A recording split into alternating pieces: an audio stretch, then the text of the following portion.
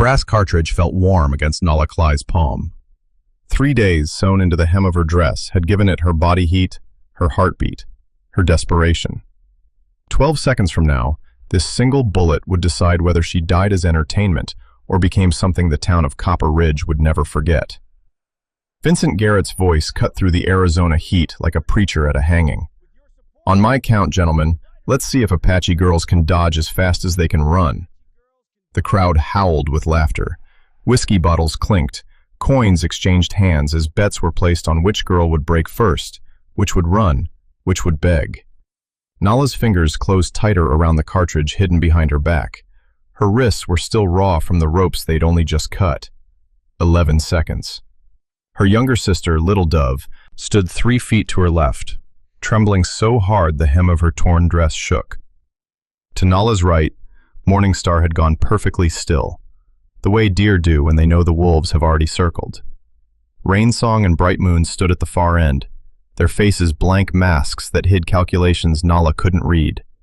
10 seconds. But Nala wasn't counting down. She was counting back. 3 days earlier, the world had been fire and screaming. The militia came at dawn when the cook fires were still cold, and the morning star hung low over their camp in the foothills. Nala had been helping her father in his workshop, a lean-to structure where he repaired rifles for traders passing through Apache territory. Her father, whose hands could strip a Springfield rifle in 30 seconds, had taught her something white men never believed. Apache people didn't just use guns. They understood them, built them, improved them. "Cylinder first," he'd said that morning, showing her how to load a Colt revolver properly. "Chamber alignment is everything. 1 degree off and the bullet goes wild." The first gunshot shattered his lesson into chaos. Nala could still see it in fragments, the way broken glass reflects light in pieces too sharp to hold. Her father pushing her behind the workbench. The militia soldier in the doorway, his face red with exertion and something darker. Her father reaching not for a weapon, but for her, trying to shield her body with his. The bullet caught him in the chest. She dropped to the ground beside him, her hands already moving before her mind caught up. His eyes found hers, and in them she saw not pain, but instruction. His lips moved, blood speckling his teeth. "Know your weapon before your enemy knows you have one." Then his hand, still warm, pressed something into hers. 6 bullets, all he had left. The militia dragged her away before his chest stopped moving. They took 5 girls that morning. The youngest, Little Dove, had been hiding in a grain basket. Morning Star they found trying to lead children to the canyon. Rainsong had stayed to tend an injured grandmother. Bright Moon had run, but not fast enough. Nala they pried from her father's body, her fists still full of bullets and grief. The commander sold them to Vincent Garrett for $20 each. $100 total for 5 Apache girls who would never see their families again. During the 3-day wagon journey to Copper Ridge, Nala did not cry. She watched. While the other girls huddled together in shared terror, Nala studied their captors. The man who drove the wagon chewed tobacco and kept his pistol on his right hip. The younger guard rode nervous, his rifle always loaded but his hands unsteady. The one who'd killed her father rode at the rear, and Nala memorized the way he sat his horse, the rhythm of his breathing, the pattern of his watch rotations. At night, when the guards assumed the girls slept, Nala worked by feel alone. Her father had taught her to sew ammunition into clothing for long hunts, how to hide bullets in hems and seams where searching hands wouldn't think to check. The thread she used came from her own dress, pulled strand by strand.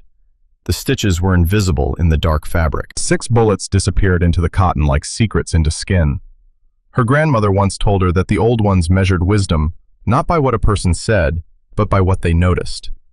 "The watcher outlives the warrior," she'd said. "The one who reads the land before the storm reads them." Nala had watched, and she would remember. By the time the wagon rolled into Copper Ridge on Saturday morning, she knew 6 things with absolute certainty. Which guard hesitated, which one enjoyed cruelty, how fast each could draw, the effective range of their weapons, which horses spooked easily, and exactly how many steps it took to reach cover from the wagon bed. Copper Ridge was the kind of frontier town that pretended to be civilized on Sundays and showed its true face every other day of the week. Wooden buildings lined a dusty main street that smelled of horse manure, tobacco spit, and the particular desperation of men who'd come west to escape something and found only more of themselves. Vincent Garrett met them in the town square, a broad man with a silver watch chain and the kind of smile that never reached his eyes. He counted out bills to the militia commander while examining the girls like livestock. When his gaze landed on Nala, something flickered in his expression. Recognition, maybe, or calculation. She met his stare without blinking, and he looked away first. "Ladies and gentlemen," Garrett's voice boomed as the Saturday crowd gathered, "today we have something special, an exhibition of marksmanship featuring our Apache guests." The crowd pressed closer, a wall of faces hungry for spectacle. Nala counted the exits. 3 alleys, the livery stable, the gap between the saloon and the general store. Every crowd had spaces where bodies couldn't follow fast enough. Garrett laid out the rules with the enthusiasm of a carnival barker. The girls would stand against hay bales arranged in the square. Marksmen would shoot bottles placed near their heads. If the girls flinched, the crowd would be entertained. If they cried, it added to the sport. If they ran, well, they'd be shot trying to escape. Perfectly legal. "It's all in good fun," Garrett assured the gathering. "Just a demonstration of steady hands and steady nerves." But then his face lit with inspiration and Nala's stomach tightened. "To make it sporting," he announced, spinning on his heel, "we'll give each girl an empty gun." He pulled 5 revolvers from a burlap sack, their metal catching the afternoon sun. "Let them pretend they got a fighting chance," the crowd erupted. Men slapped their knees. Women fanned themselves and whispered behind gloved hands. The cruelty of it was brilliant in its simplicity. Give the condemned the illusion of power. Watch them grasp at false hope, then laugh when reality crushed them. Garrett tossed the revolvers into the dirt at their feet. "Pick 'em up, girls. Let's see you play gunfighter." Little Dove began to sob, her small shoulders shaking. Morningstar's jaw clenched so hard, Nala could see the muscle jump beneath her skin. Rainsong and Bright Moon stood frozen, their eyes on the weapons like they were snakes ready to strike. But Nala stepped forward. She bent slowly, her raw wrists stiff and aching, and closed her hand around the nearest revolver. The weight of it settled into her palm like recognition, like coming home. A Colt .45 Peacemaker, single action, 6-chamber cylinder, effective range of 50 yards in skilled hands. Her father had owned one exactly like it. She straightened, and in her mind she heard his voice again, clear as morning. "Know your weapon before your enemy knows you have one." Garrett was still talking, explaining to the crowd how the guns were empty, how this was all theater. The first marksman was already taking position, a grizzled man with a Winchester rifle and eyes that had stopped seeing people years ago. 9 seconds. Nala's hands moved behind her back. The broken edge of the rope that had bound her wrists made a crude blade. She worked it against the hem stitches with practiced precision, feeling thread give way. 1 bullet dropped into her palm, cool metal that would soon be hot. Her fingers found the next stitch, then the next. 3 more bullets freed themselves from the hem before her hands stopped. 8 seconds. Her fingers knew the Colt's mechanisms by touch. Cylinder release. Chamber rotation. 4 bullets slid home one after another, each soft click hidden beneath the noise of the crowd. She thumbed the cylinder closed, keeping the gun low, pointed at the dirt. 7 seconds. Garrett raised his hand, and the crowd fell silent with anticipation. "On 3, let's see these Apache girls dance." Nala positioned herself, her body angled slightly toward Little Dove, calculating trajectories and cover points. The first shot would have to count. The first shot would change everything. 6 seconds. She met her sister's terrified eyes and gave the smallest nod. Little Dove's sobbing hitched, then stopped. She understood. Whatever happened next, Nala would not die quietly. 5 seconds. The marksman raised his rifle. Somewhere in the crowd, a child laughed, high and bright, oblivious to what was about to happen. 4 seconds. Nala's thumb found the hammer, drew it back with a click drowned by Garrett's voice. 3 seconds. 1, Garrett shouted. The weight of the Colt steadied in Nala's hand. Her father's teachings flowed through her like water finding its course. Breathe. Aim. Squeeze. Never pull. Trust the weapon. Trust yourself. 2 seconds. 2! The crowd leaned forward as one body, eager for blood or tears, or the particular entertainment of watching the powerless pretend at power. 1 second. Nala raised the Colt. 3! The Colt .45 bucked in Nala's hand. For one suspended moment, the world held its breath. Then Vincent Garrett spun backward, his left shoulder blooming red through his white shirt. He hit the ground hard, his mouth opening in a scream that the crowd's panic immediately drowned. "She's armed!" someone shrieked. "The Apache girl has a loaded gun!" The town square exploded into chaos. Women grabbed children and ran. Men dove behind water troughs and barrels. Horses reared and bolted, their riders sawing at reins. The carefully orchestrated entertainment shattered into pure survival instinct, and Nala used every second of their confusion. She grabbed Little Dove's wrist and yanked her sister behind the iron water trough just as the first return shot cracked past her ear. The bullet struck the hay bale where they'd been standing, sending up a spray of dried grass. Little Dove's fingers dug into Nala's arm, her whole body shaking, but she didn't scream. She'd learned in 3 days what some never learned in a lifetime. Silence kept you alive. "Stay low," Nala whispered. "Don't move until I say."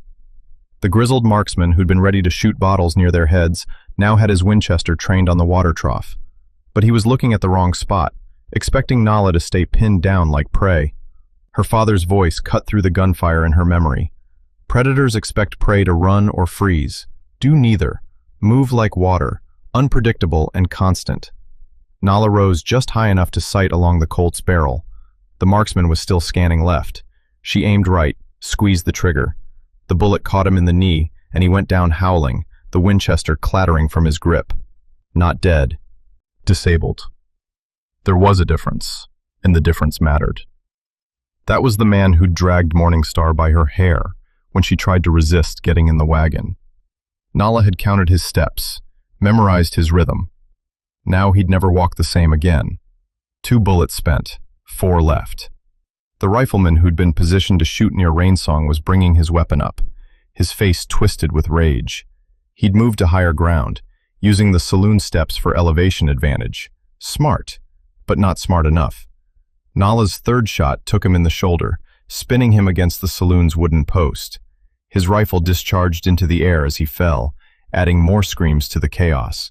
The crowd scattered wider, and Nala saw what she needed. Clear sightlines to the exits, panic turning organized shooters into confused targets. The saloon bouncer, a massive man who'd laughed the loudest when Garrett explained the rules, was moving toward the east alley. If you blocked that route, the girls would be trapped in a killing box.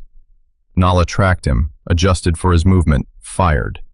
The bullet shattered his knee, and he dropped like a felled tree, his bulk blocking the very exit he'd been trying to guard. 4 bullets gone, 2 remaining. But those 2 bullets were still sewn in her hem, and her hands were occupied with the Colt, with Little Dove, with tracking the next threat. Nala pressed her back against the water trough, her mind racing through possibilities. She needed time to reload, needed cover, needed the other girls to move now, while the panic still held. Then she saw them. 3 men, coordinating through hand signals, advancing in a spread formation. They'd kept their heads while others ran. The one in front was the guard who'd killed her father, and recognition flashed in his eyes when he saw her. He smiled. "Empty gun, girl?" he called out. "That's what I thought." They closed in, confident. Nala backed against the building behind the water trough, keeping Little Dove pressed to her side. Her free hand worked behind her, fingers finding the hem stitches, but the rope cut wasn't sharp enough, the thread too strong, and the men were 10 feet away, now 8, now 6. This is how it ends, she thought, not from lack of bullets, but from lack of time. Little Dove's hand suddenly thrust into Nala's, pressing something cold and metallic against her palm. Bullets, 3 of them. Her sister had grabbed them from somewhere, somehow, while Nala was shooting. The girl was still crying, but her hands were steady.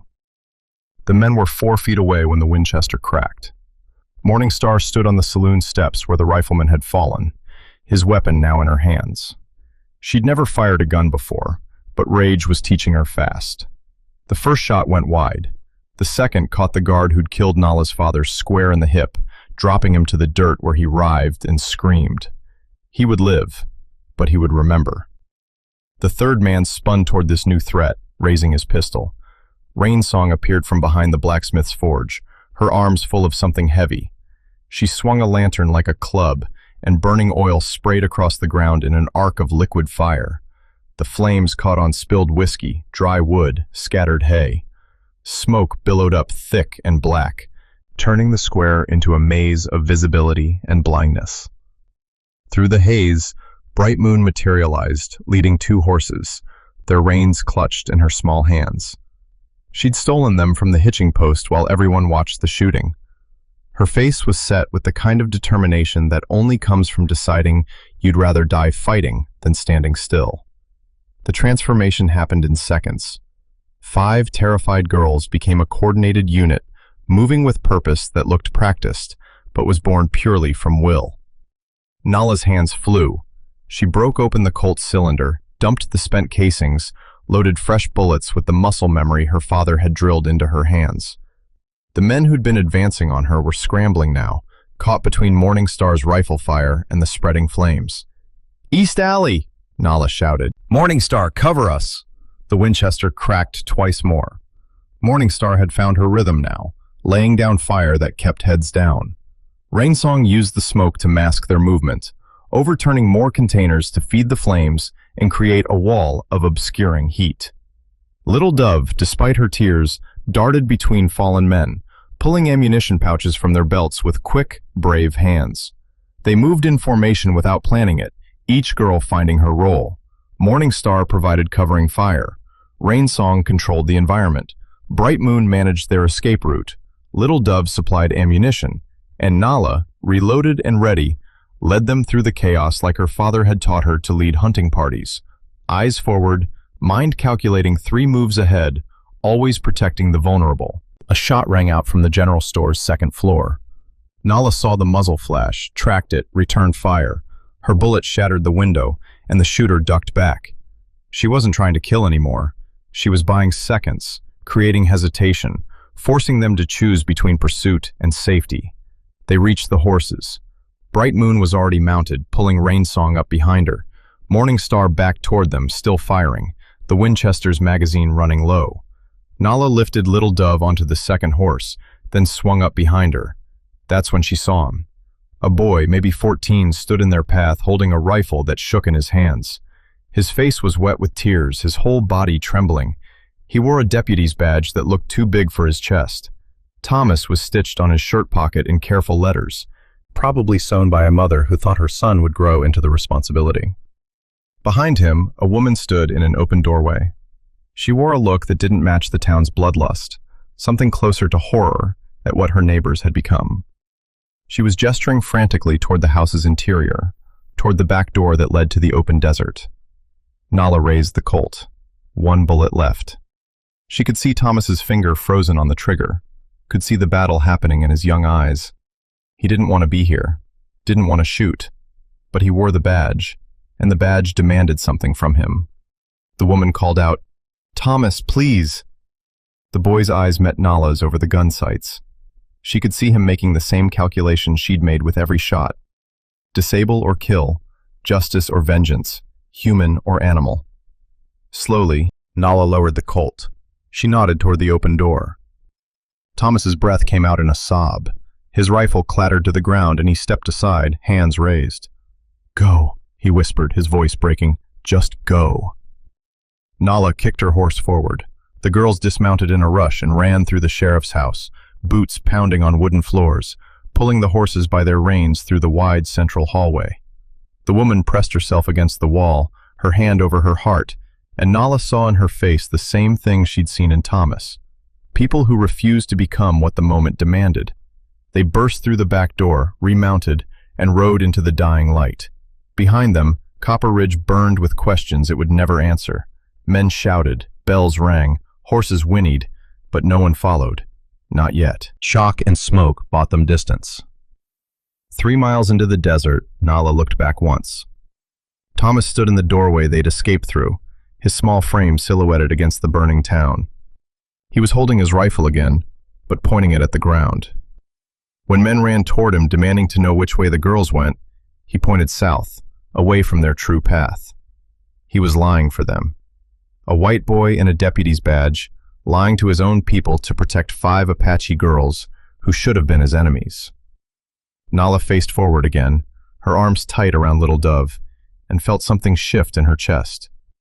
Not relief, not victory, something more complicated, something that tasted like smoke and smelled like burned bridges.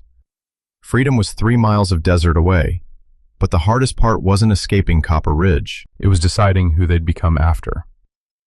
The horses slowed to a walk when the adrenaline finally broke. Nala felt it happen in her body first, the way her hands started shaking on the reins, the way her breath came too fast and too shallow. Little Dove's grip around her waist had gone from desperate to crushing, and when Nala glanced back, she saw the same trembling in Morningstar's shoulders, the same white-knuckled grip Bright Moon had on her horse's mane. They'd ridden hard for 3 miles, expecting pursuit, expecting bullets, expecting the thunder of hooves behind them. But when Nala finally turned to look, there was only empty desert and the distant smudge of smoke where Copper Ridge burned its questions into the sky. No riders, no dust clouds, no organized chase. The town was too busy containing the fire, too shocked by what 5 captive girls had done to coordinate a manhunt. Or maybe, Nala thought, maybe some part of them knew that chasing Apache girls into the desert at sunset was how white men disappeared without bodies to bury. "Stop," Nala said quietly.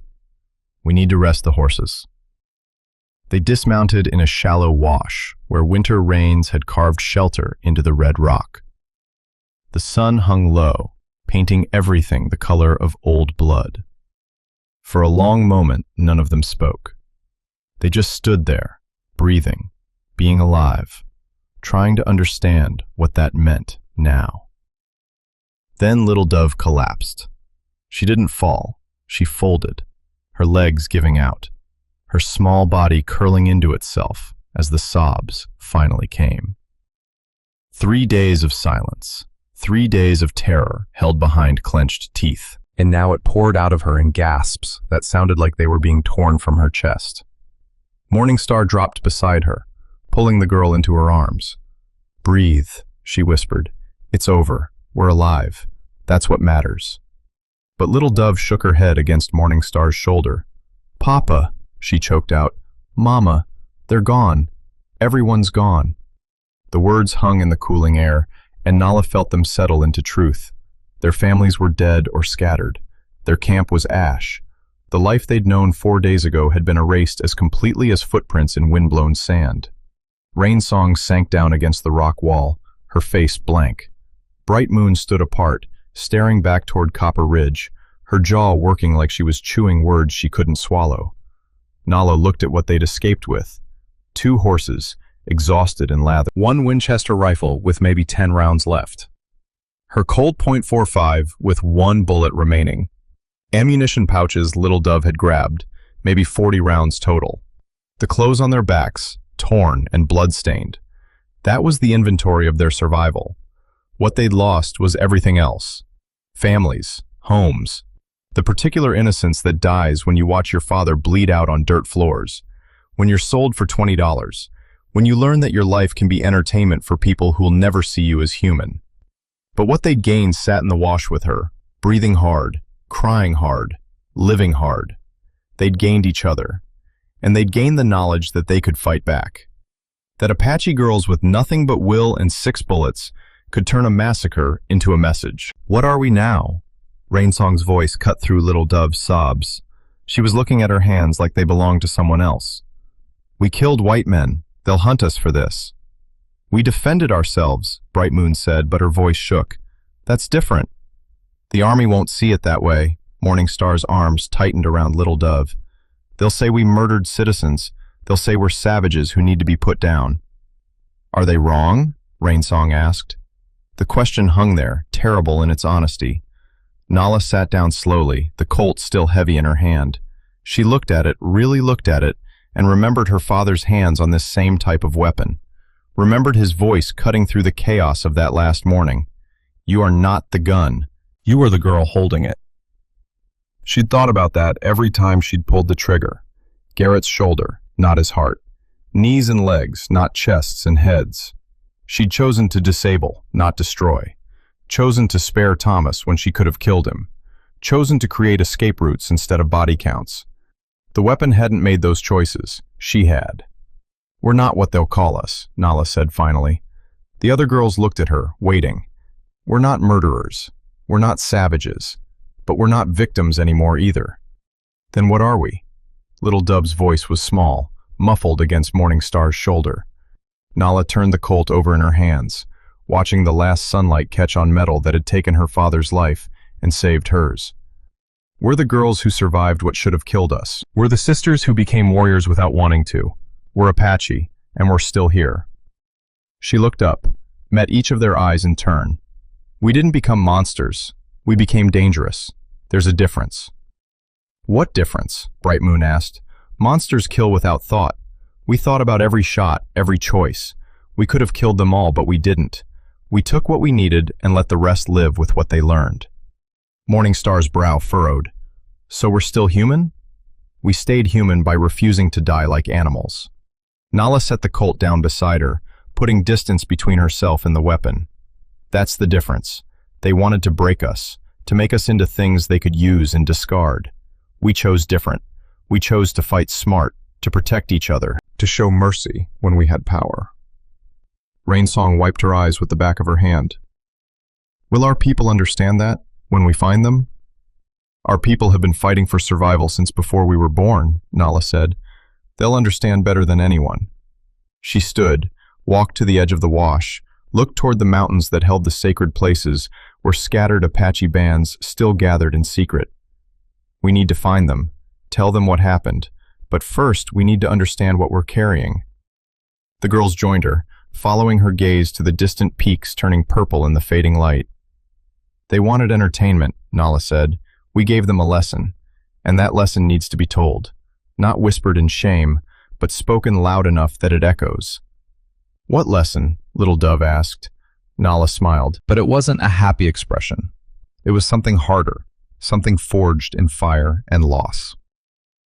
Never confuse silence for weakness. Never mistake survival for surrender. Never assume that putting chains on Apache bodies means you've broken Apache spirits. The sun touched the horizon, and in its dying light, Nala saw their shadows stretch long across the desert floor, 5 silhouettes that looked taller than the girls who cast them. "We should split up," Morningstar said suddenly. 5 girls on 2 horses. We're easy to track. But if we separate, take different routes to the mountains, they'll have to choose which trail to follow. Bright Moon nodded. "We meet at the gathering place, 1 moon cycle. Each of us carries the story," Rainsong added. "If one doesn't make it, the others still tell what happened." It was smart strategy, born from necessity. But it was also trust. The kind that only came from walking through fire together and coming out the other side, still holding each other up. They divided what they had. Morningstar took the Winchester. Bright Moon and Rainsong took 1 horse. Nala and Little Dove kept the other. The ammunition was split evenly. The water pouches distributed by weight and distance. As the last light drained from the sky, Nala pulled the Colt from her belt one more time. She looked at it, this tool that had saved her life and taken others, this metal and mechanics that her father had taught her to understand before her enemies knew she had it. Little Dove watched her with wide eyes. "Will we ever stop running?" Nala slid the Colt into her saddlebag, putting it away but keeping it close. She knelt to her sister's level, took her small hands in her scarred ones. "We're not running," she said. "We're choosing where to go. That's freedom, Little Dove. Not the absence of chains, but the presence of choice. They took everything from us except the ability to decide who we become next. And we chose to become sisters who protect each other, warriors who think before we strike, humans who remember mercy even when we have power." Little Dove's eyes filled with tears again, but different ones. understanding maybe, or hope. The girls mounted their horses, ready to scatter into the desert like seeds on the wind, trusting they'd take root in the mountains and grow into something their people needed. Nala looked back one last time toward Copper Ridge, now just a glow on the horizon like a fallen star burning out. "What did they learn?" Morningstar asked. "Really?" Nala turned her horse toward the sacred mountains, toward the future they'd fight to claim. "Copper Ridge learned something that day," she said. "You can cage Apache bodies, drag them through dust, sell them for coins, try to break them for entertainment. But the moment you give an Apache warrior a choice, you've already lost. Because we'll choose survival over surrender. We'll choose each other over despair. We'll choose to tell our story until every person who hears it understands that resilience isn't about never falling. It's about deciding what you become when you stand back up." The 5 girls rode into the darkness, their silhouettes swallowed by the desert night. Behind them, smoke. Ahead of them, mountains. Inside them, the knowledge that they'd survived what was meant to destroy them, and in surviving, had written a chapter of resistance that no fire could burn.